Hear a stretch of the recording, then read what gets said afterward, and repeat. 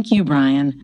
Senator Kamala Harris made one of her first campaign trips as the Democratic vice presidential nominee yesterday. She went to Wisconsin to visit the family of Jacob Blake, the black man who was shot by police in Kenosha. She also got to point out that she spent part of her childhood in Wisconsin. When Joe Biden picked Harris as his running mate, there was an outpouring of support from many Indian Americans who pledged their votes and dollars to the campaign. But as KQED's Aditi Bandlamudi reports, feelings about Kamala Harris are complicated. Many Indian Americans tend to lean left. And as Karthik Ramakrishnan says, a lot of them were planning to vote for Joe Biden anyway. Now that Kamala Harris is on the ticket too, this probably strengthens that even more.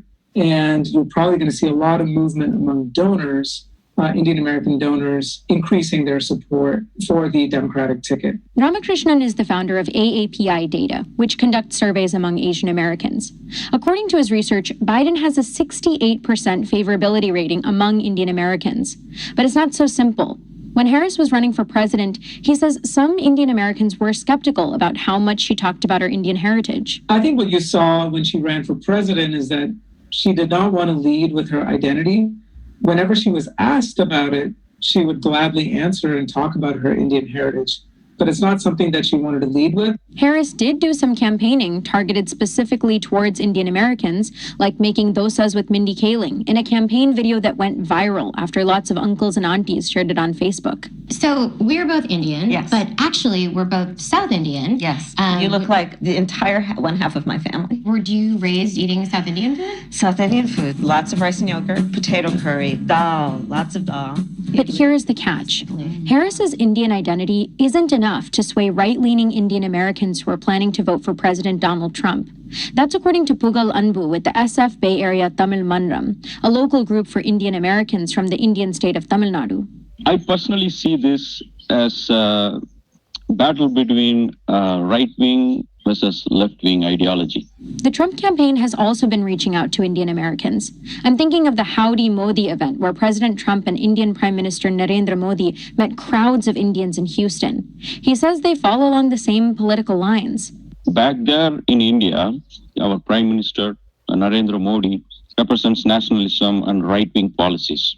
Anbu says Indians who already feel that way politically aren't likely to change party lines just because Harris is also Indian.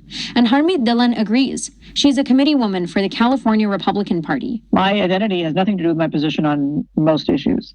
Taxes, healthcare, education. Pugal Anbu says that's right. The Indian community isn't all going to vote in unison. We're huge and filled with diverse opinions.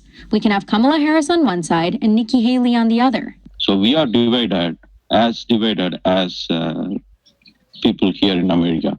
What excites him is that he's slowly seeing his community represented on both sides of the political spectrum. And that gives him hope that maybe someday he can see his teenage daughter up there too. So far, she was interested in other activities like dance and music. Now she seems to be listening to political news too. He's trying to encourage his daughter to look up to Harris and other Indian American politicians making it big, and maybe even run for office herself one day. He's not alone. My Indian dad says the same thing. I'm Aditi Bandlamudi, KQED News. And I'm Brian Watt in Oakland. You're listening to Morning Edition on KQED. More traffic problems out in Livermore. Joe McConnell with the latest update on